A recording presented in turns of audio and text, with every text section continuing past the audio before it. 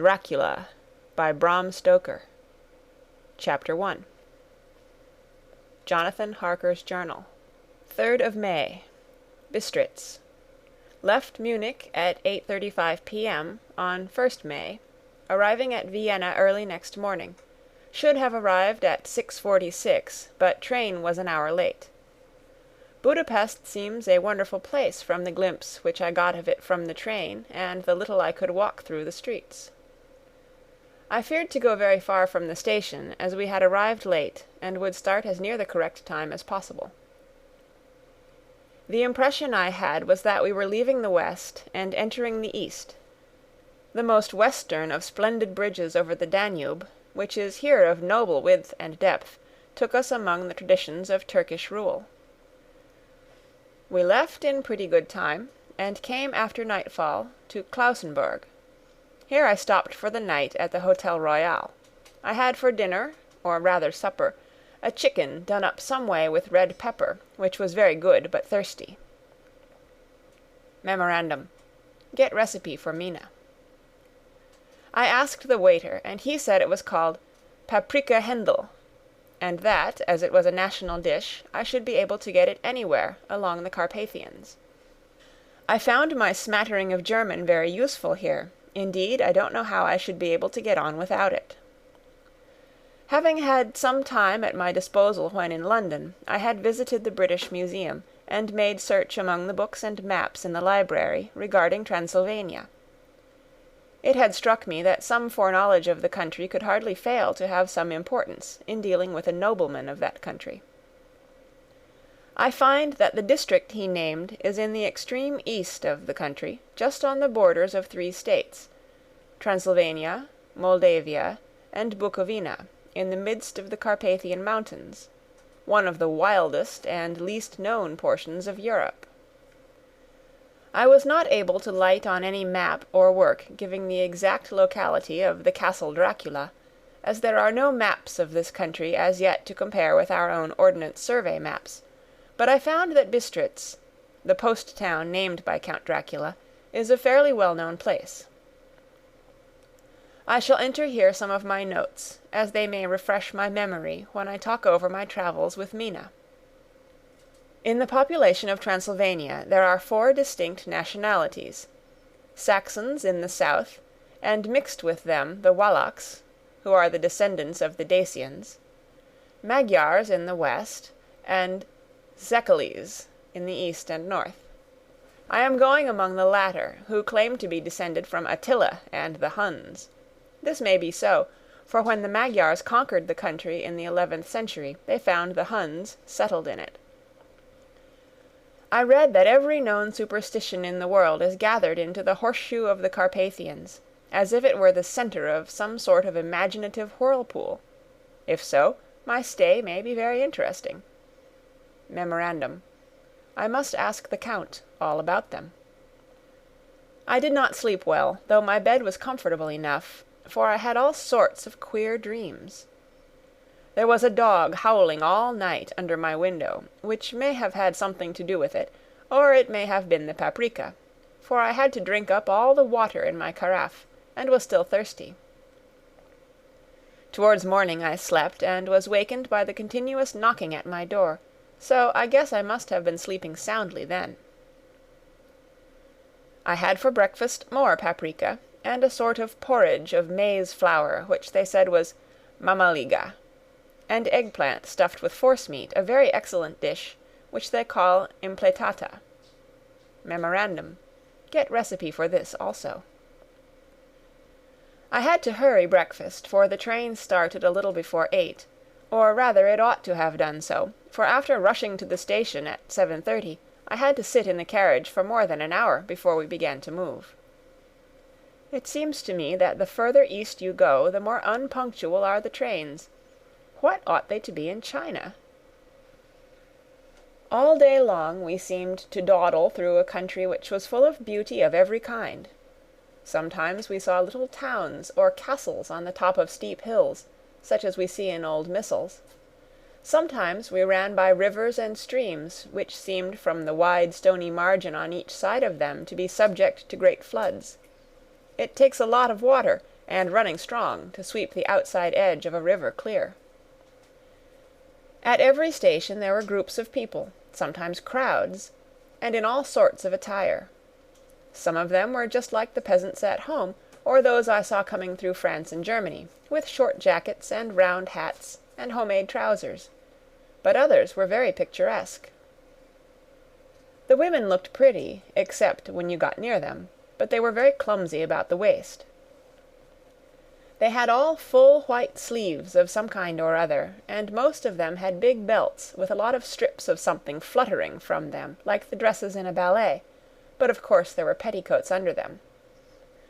The strangest figures we saw were the Slovaks, who were more barbarian than the rest, with their big cowboy hats, great baggy, dirty white trousers, white linen shirts, and enormous heavy leather belts, nearly a foot wide, all studded over with brass nails.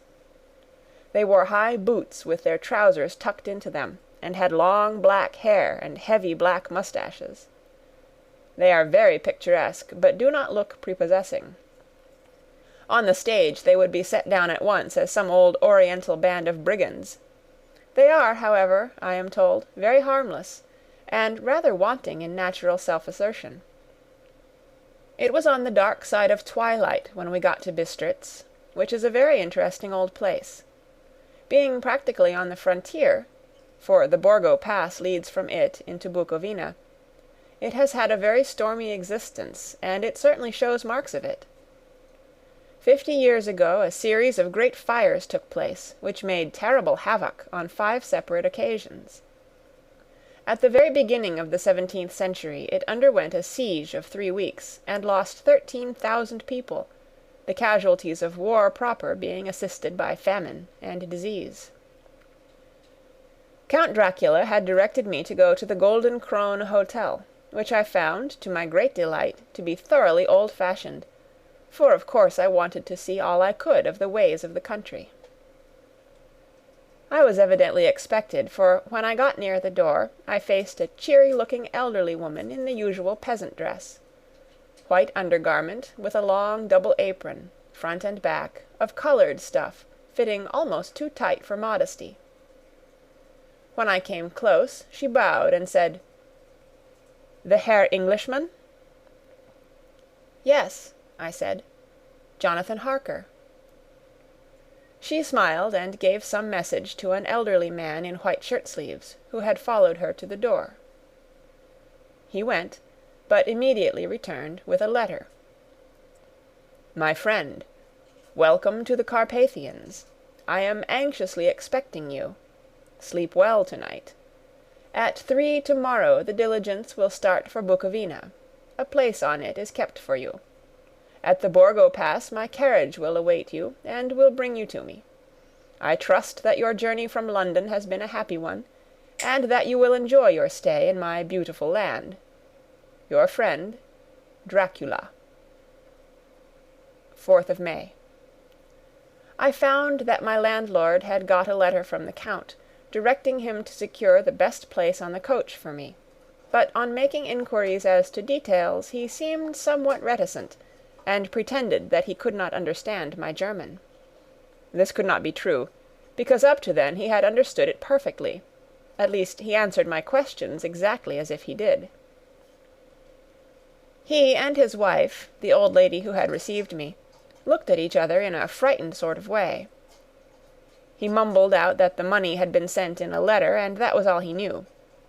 When I asked him if he knew Count Dracula, and could tell me anything of his castle, both he and his wife crossed themselves, and, saying that they knew nothing at all, simply refused to speak further. It was so near the time of starting that I had no time to ask anyone else, for it was all very mysterious, and not by any means comforting. Just before I was leaving, an old lady came up to my room, and said in a hysterical way, "Must you go? Oh, young Herr, must you go?"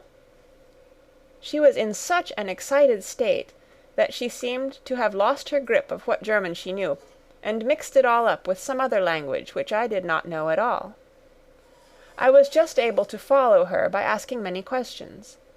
When I told her that I must go at once, and that I was engaged on important business, she asked again, "Do you know what day it is?" I answered that it was the 4th of May. She shook her head as she said again, "Oh, yes, I know that. But do you know what day it is?" On my saying that I did not understand, she went on. "It is the eve of St. George's Day. Do you not know that tonight, when the clock strikes midnight, all the evil things in the world will have full sway? Do you know where you are going, and what you are going to?" She was in such evident distress that I tried to comfort her, but without effect. Finally she went down on her knees and implored me not to go, at least to wait a day or two before starting. It was all very ridiculous, but I did not feel comfortable. However, there was business to be done, and I could allow nothing to interfere with it. I tried to raise her up, and said as gravely as I could that I thanked her, but my duty was imperative, and that I must go.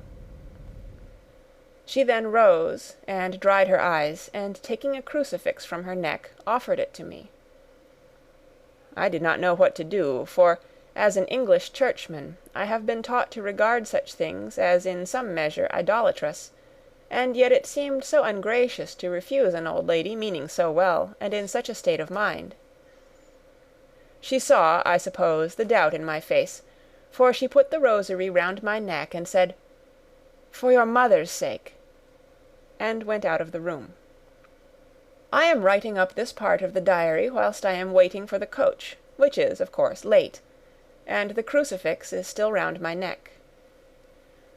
Whether it is the old lady's fear, or the many ghostly traditions of this place, or the crucifix itself, I do not know, but I am not feeling nearly as easy in my mind as usual. If this book should ever reach Mina before I do, let it bring my goodbye. Here comes the coach. 5th of May. The Castle. The grey of the morning has passed, and the sun is high over the distant horizon, which seems jagged, whether with trees or hills I know not, for it is so far off that big things and little are mixed. I am not sleepy, and, as I am not to be called till I awake, naturally I write till sleep comes. There are many odd things to put down, and, lest who reads them may fancy that I dined too well before I left Bistritz, let me put down my dinner exactly. I dined on what they called robber steak, bits of bacon, onion, and beef, seasoned with red pepper and strung on sticks, and roasted over the fire in simple style of the London cat's meat. The wine was golden mediasch, which produces a queer sting on the tongue, which is, however, not disagreeable. I had only a couple of glasses of this, and nothing else. When I got on the coach, the driver had not taken his seat, and I saw him talking to the landlady. They were evidently talking of me, for every now and then they looked at me, and some of the people who were sitting on the bench outside the door came and listened, and then looked at me, most of them pityingly. I could hear a lot of words often repeated, queer words, for there were many nationalities in the crowd, so I quietly got my polyglot dictionary from my bag and looked them out. I must say they were not cheering to me, for amongst them were Ordog, Satan, Pokol, Hell, Stregoica, Witch, Vrolak, and Vlkoslak. Both mean the same thing, one being Slovak and the other Servian for something that is either werewolf or vampire. Memorandum. I must ask the Count about these superstitions. When we started, the crowd round the inn door, which had by this time swelled to a considerable size, all made the sign of the cross, and pointed 2 fingers towards me. With some difficulty I got a fellow passenger to tell me what they meant. He would not answer at first, but on learning that I was English, he explained that it was a charm, or guard, against the evil eye.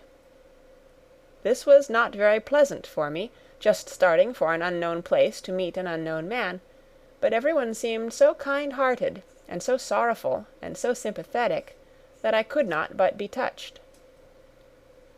I shall never forget the last glimpse which I had of the inn yard, and its crowd of picturesque figures, all crossing themselves, as they stood round the wide archway, with its background of rich foliage of oleander and orange trees in green tubs clustered in the centre of the yard.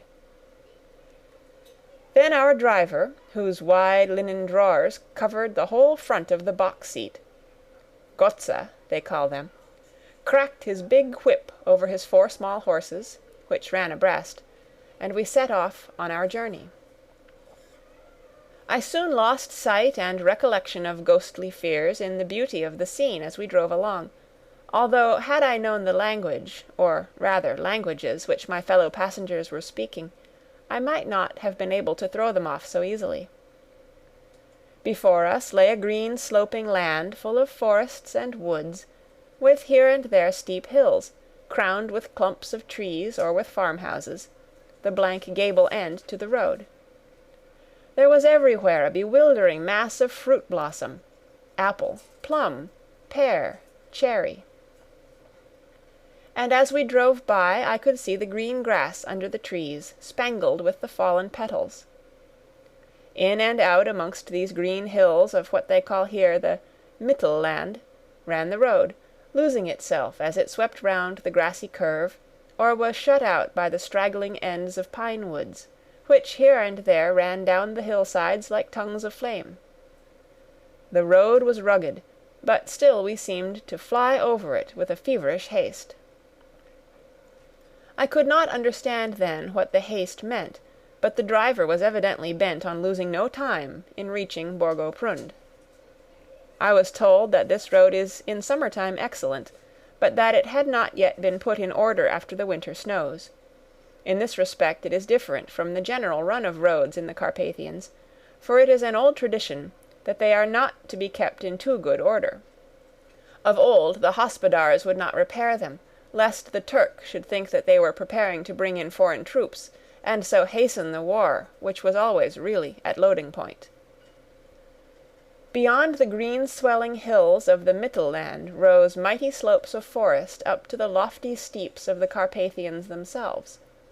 Right and left of us they towered, with the afternoon sun falling full upon them and bringing out all the glorious colours of this beautiful range, deep blue and purple in the shadows of the peaks, green and brown where grass and rock mingled, and an endless perspective of jagged rock and pointed crags, till these were themselves lost in the distance, where the snowy peaks rose grandly.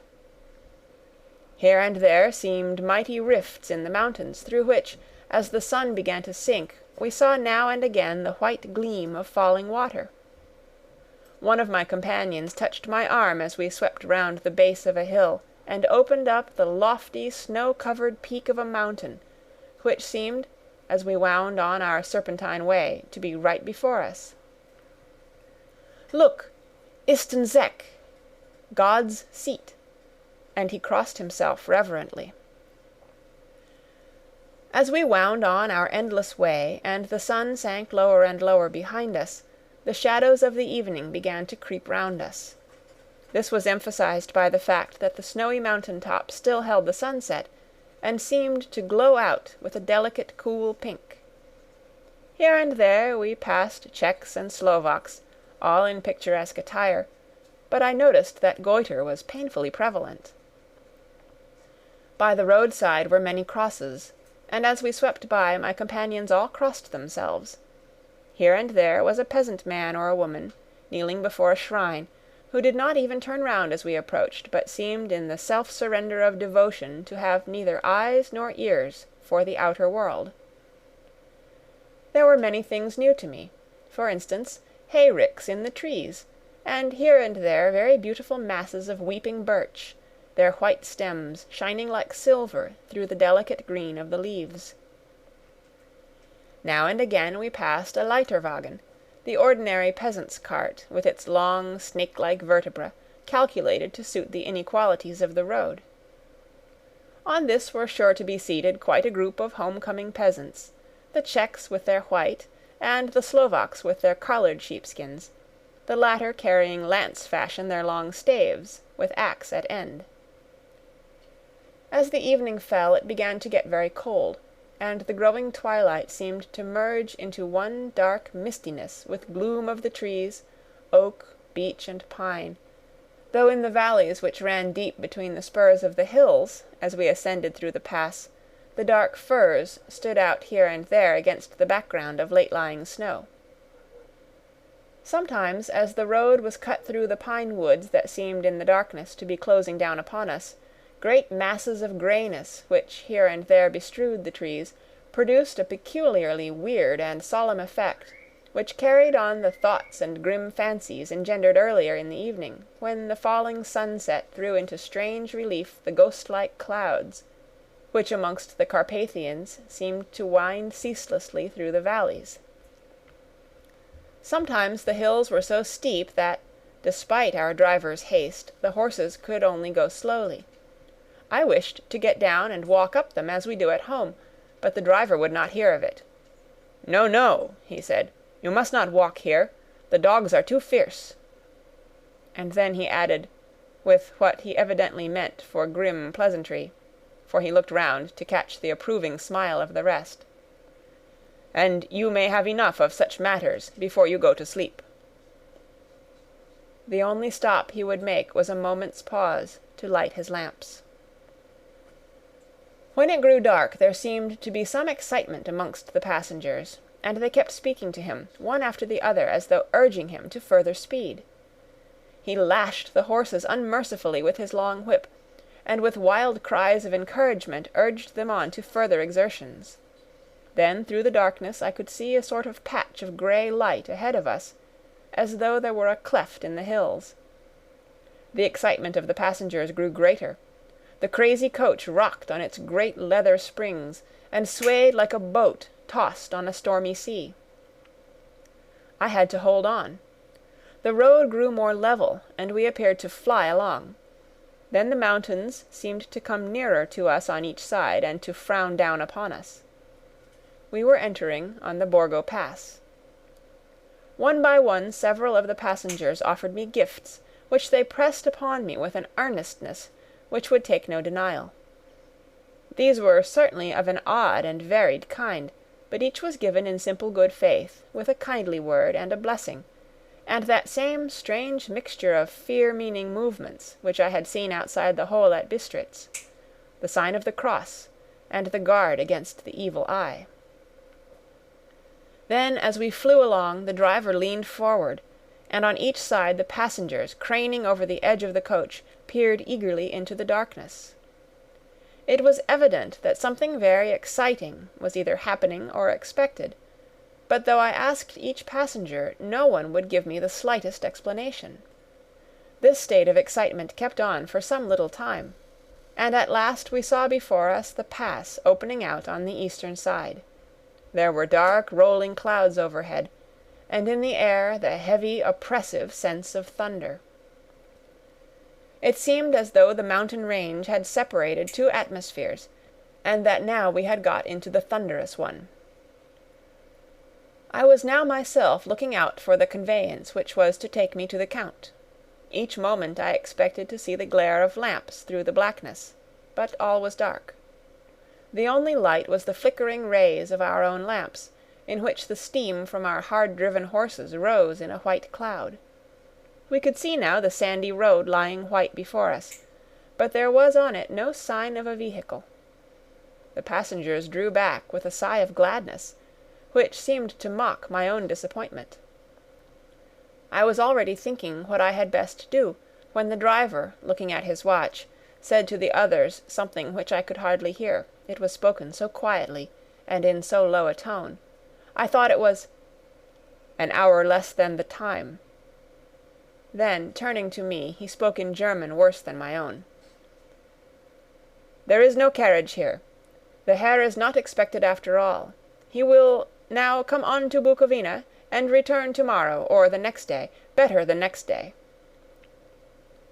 Whilst he was speaking, the horses began to neigh and snort and plunge wildly, so that the driver had to hold them up. Then, amongst a chorus of screams from the peasants, and a universal crossing of themselves, a calèche, with 4 horses, drove up behind us, overtook us, and drew up beside the coach. I could see from the flash of our lamps as the rays fell on them that the horses were coal-black and splendid animals. They were driven by a tall man, with a long brown beard and a great black hat, which seemed to hide his face from us. I could only see the gleam of a pair of very bright eyes, which seemed red in the lamplight, as he turned to us. He said to the driver, "You are early tonight, my friend." The man stammered in reply, "The English Herr was in a hurry." To which the stranger replied, "That is why, I suppose, you wished him to go on to Bukovina. You cannot deceive me, my friend. I know too much, and my horses are swift." As he spoke, he smiled, and the lamplight fell on a hard-looking mouth, with very red lips and sharp-looking teeth, as white as ivory. One of my companions whispered to another the line from Burger's Lenore, "Denn die Toten reiten schnell," for the dead travel fast. The strange driver evidently heard the words, for he looked up with a gleaming smile. The passenger turned his face away, at the same time putting out his 2 fingers and crossing himself. "Give me the Herr's luggage," said the driver, and with exceeding alacrity my bags were handed out and put in the calèche.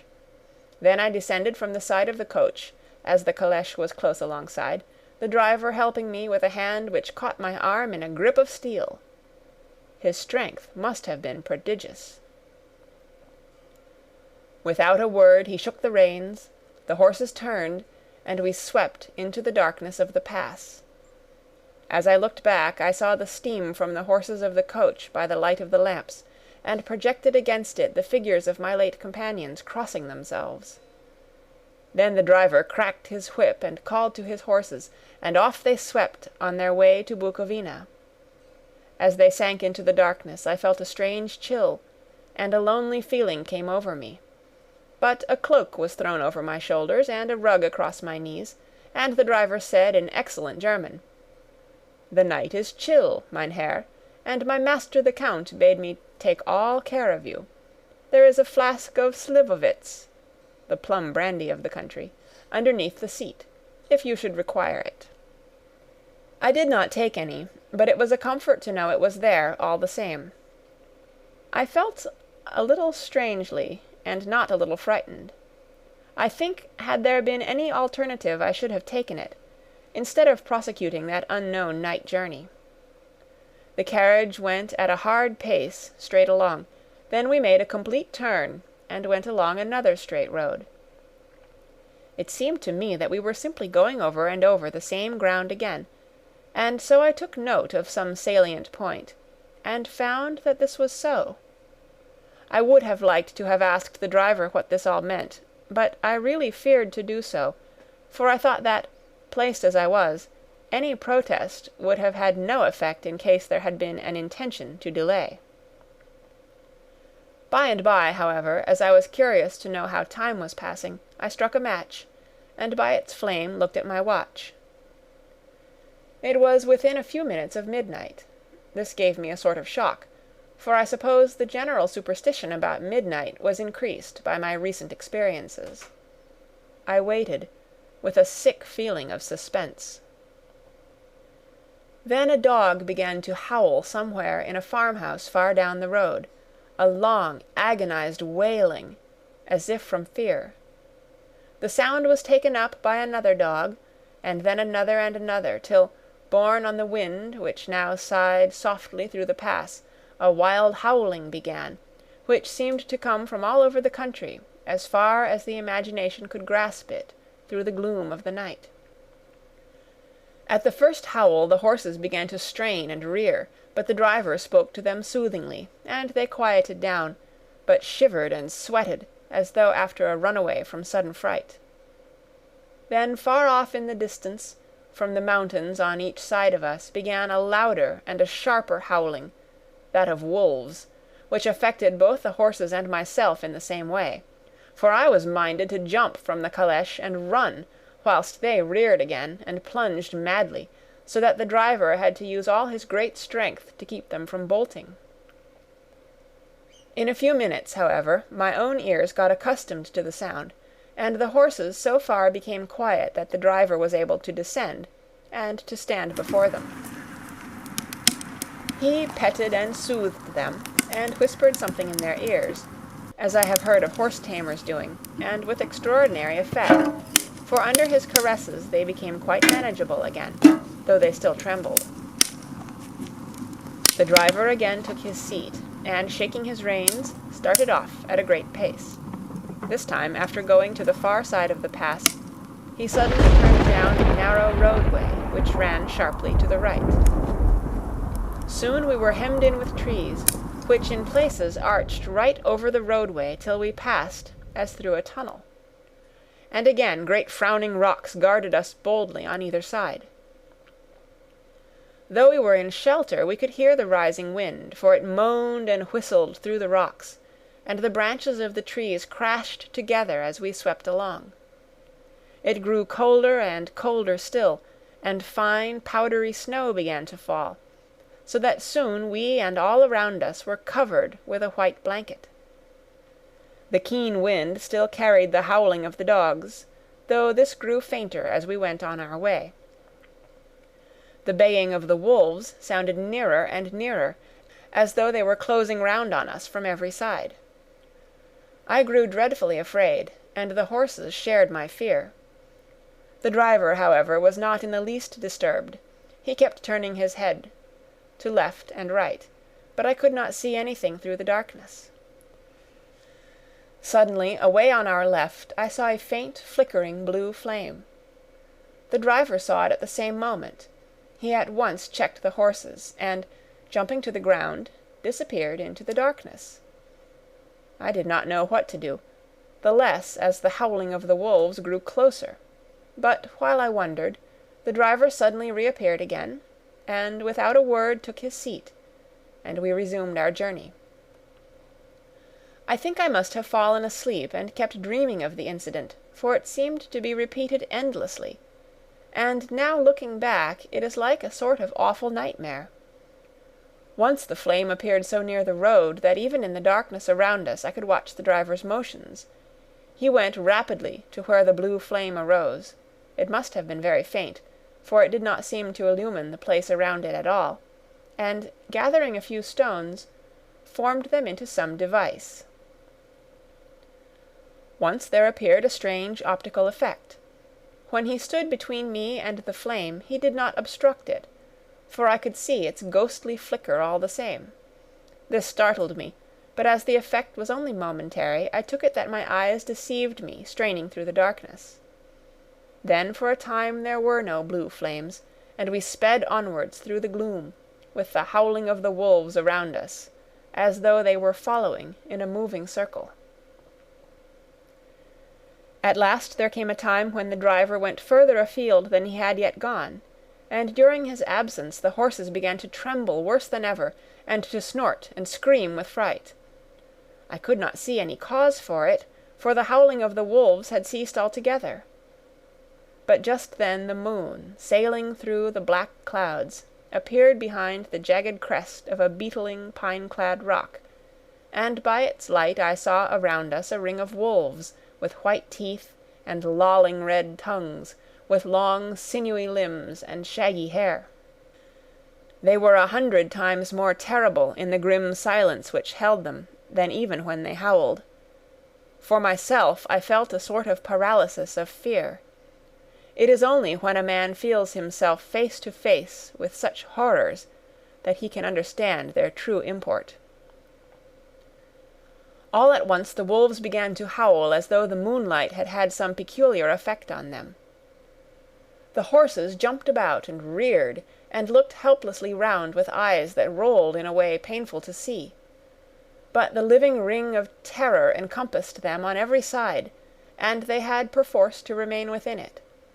I called to the coachman to come, for it seemed to me that our only chance was to try to break out through the ring, and to aid his approach I shouted and beat the side of the calèche, hoping by the noise to scare the wolves from the side so as to give him a chance of reaching the trap. How he came there I know not, but I heard his voice raised in a tone of imperious command, and, looking towards the sound, saw him stand in the roadway. As he swept his long arms, as though brushing aside some impalpable obstacle, the wolves fell back, and back further still. Just then a heavy cloud passed across the face of the moon, so that we were again in darkness. When I could see again, the driver was climbing into the calèche, and the wolves disappeared. This was all so strange and uncanny that a dreadful fear came upon me, and I was afraid to speak or move. The time seemed interminable as we swept on our way, now in almost complete darkness, for the rolling clouds obscured the moon. We kept on ascending, with occasional periods of quick descent, but in the main always ascending. Suddenly I became conscious of the fact that the driver was in the act of pulling up the horses in the courtyard of a vast ruined castle, from whose tall black windows came no ray of light, and whose broken battlements showed a jagged line against the sky. End of chapter 1. Recorded on November 2nd, 2005, in Oceanside, California.